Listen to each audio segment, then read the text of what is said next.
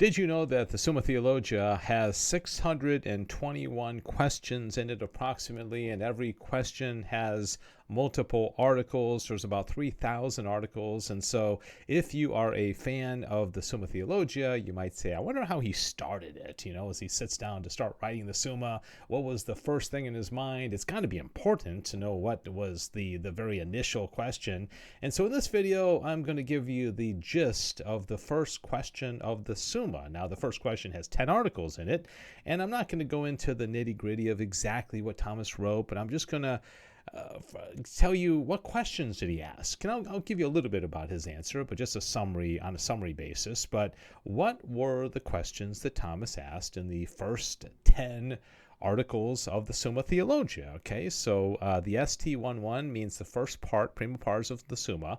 Question number 1. The first thing on Thomas's mind was sacred doctrine. Okay, this is what the first question is about. St. Thomas Aquinas is teaching on sacred doctrine, and the very first article of the Summa says whether besides philosophy any further doctrine is required. And I tend to think this is probably one of the most important articles of the Summa. I think there's a reason why it came first. And what he's doing here is he's differentiating between those things that we can know through the light of human reason, like math and science and history and what we can kind of figure out, algebra, chemistry, and those things that are beyond the scope of human reason. And this would be what he calls sacred doctrine, things like the teaching on transubstantiation or the Blessed Trinity or the Assumption of Mary or the bodily resurrection or the Immaculate Conception or angels, heaven, hell, purgatory. This is sacred doctrine, okay? So whether besides philosophy any further doctrine is required. And he says, yes, it's required because our end is supernatural. And if we are not told about our supernatural end through sacred doctrine, then we are never going to have a chance to fulfill our natural end. All right. Article number 2 is sacred doctrine of science. Now, this is really, really interesting. If you know the history of philosophy, you'll know that, Isaac Newton and Galileo, and there was this great scientific resurgence. Aristotle was a great scientist. Albert the Great, Thomas's teacher, was a great scientist. Isaac Newton. And back in the day, it was much more common to consider sacred doctrine to be a science. Nowadays, we separate everything, right? But Thomas says, yes, not only is it a science, it's a higher science because it's the science of God, and all the other sciences are based on this science. So he says, yes, absolutely, sacred doctrine is a science. Okay, is it one science? And he says yes, because this science is focused on God, and we're going to learn that God is one. He is unity. Okay, so everything that has to do with sacred doctrine is focused on really basically one objective, and it is God. So yes, it is one science. Whether sacred doctrine is a practical science. Now, in this, he makes a distinction between what he calls speculative or practical. Now, speculative science has to do with the contemplation of truth, whereas practical science has to do with operations, things that we do. And he comes down saying that in some ways sacred doctrine is both, because we certainly have operations that are associated with sacred doctrine, but ultimately sacred doctrine is speculative and not a practical science.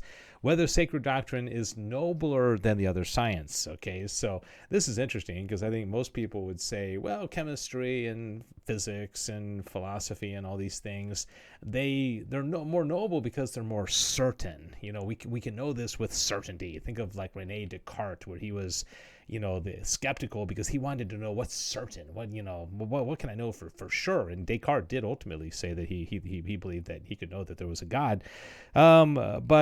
So Thomas says here, okay, this is based on greater certitude or the higher worth of the subject matter. And he says in both cases, sacred doctrine is nobler because there is greater certainty because it comes straight from God, and also a nobler subject matter because that subject matter is none other than God himself. Okay, whether this doctrine is the same as wisdom. Okay, wisdom arranges and judges the highest things. If you're a wise person, you're able to look at the big picture. Okay, so wisdom, of course, is an intellectual virtue, but it also is another name. God is wisdom, right? So sacred doctrine is the same as wisdom because it's of the highest things. It directs us to God ultimately, and that is the highest thing. And it's an interesting article if you ever read it, because St. Thomas Aquinas compares building a house, and the architect is the one that designs the house, and then the laborers come in and do the work. And he said wisdom is kind of like the architect. It's the one that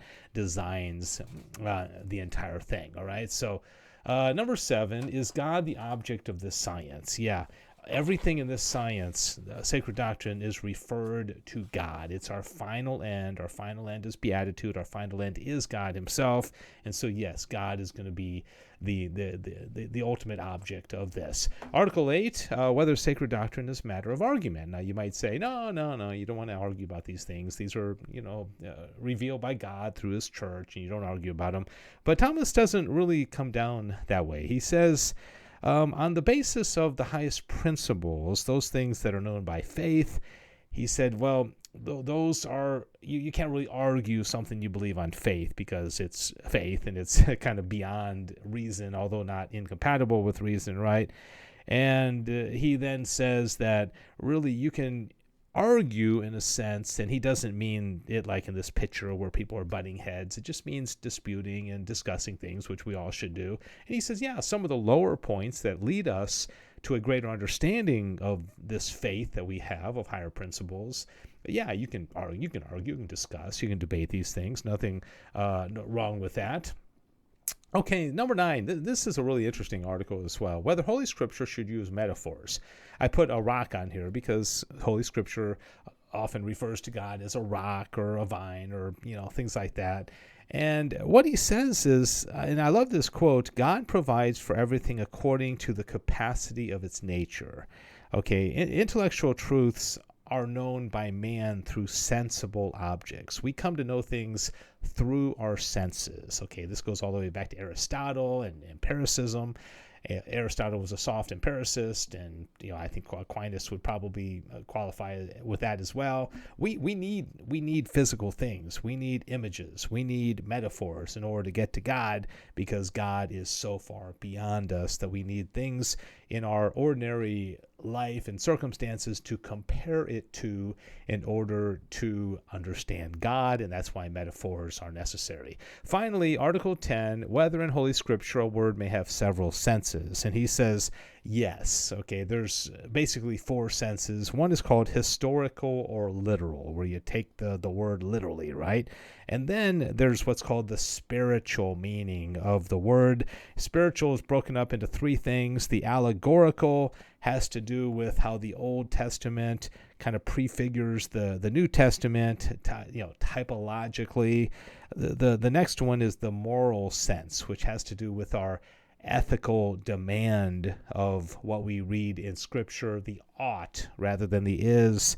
And then finally, the anagogical sense, which relates to eternal glory. In what way are the words in Scripture leading us to our final end?